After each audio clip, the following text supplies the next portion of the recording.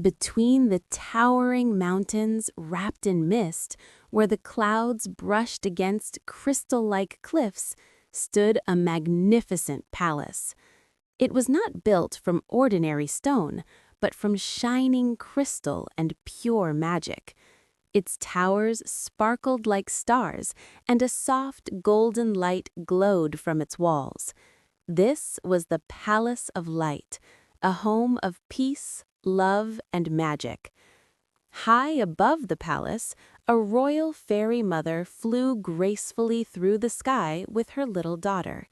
Trails of soft, glowing light followed the movement of their wings. The little fairy looked down at the shining palace and asked happily, "Mother, is our palace the most beautiful in the world?" The fairy mother smiled gently and replied, "Beauty does not live in palaces, my child. Beauty lives in kind hearts." They slowly descended into their magical garden. Colorful, glowing flowers sparkled around them. Crystal trees shone softly, and butterflies danced in the air. The entire garden felt peaceful and full of joy. The little fairy noticed a small gray stone on the ground. Curious, she waved her wand. A soft glow appeared, and in the next moment the stone turned into a soft white rabbit. The fairy mother looked surprised. "My child, magic is a great power, and power must only be used for good."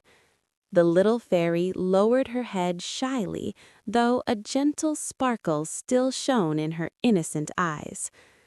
At that very moment, far away on a dark mountain, a shadowy figure was watching them. It was a cruel genie, his eyes glowing like red embers. He stared at the palace with greedy desire. He laughed softly. "So much power. If it becomes mine, the whole world will belong to me." He returned to his dark cave and began practicing with balls of fire. His wicked laughter echoed against the cave walls. Meanwhile, inside a bright crystal chamber of the palace, the fairy mother was teaching her daughter the rules of magic. "Remember, my child, magic is not for pride or greed. It is only for protection, love, and kindness." The little fairy nodded seriously. But at that very moment, the sky began to change. Dark clouds gathered over the mountains. Strong winds blew across the valley. Shadows trembled across the glowing walls of the palace. The little fairy clung to her mother. "Mother, I'm scared." The fairy mother looked toward the sky, her expression turning serious. "He has come." Suddenly, a loud explosion shook the palace. Black smoke spread across the main gates. From the darkness, the cruel genie appeared. He laughed. "Little fairy, now you are mine." The fairy mother quickly raised her wand and created a shield of golden light. The shining magic clashed against the genie's darkness. But the genie's power was too strong. With one violent attack, a crystal wall shattered into pieces. Darkness began to spread inside the palace. The fairy mother grew weak from the battle. She held her daughter tightly in her arms. Tears filled her eyes. The genie growled, "You cannot save her." The fairy mother looked toward the ground and made a difficult decision. She slowly knelt down and placed her glowing wand into the earth. Soft, golden light flowed from the wand into the ground.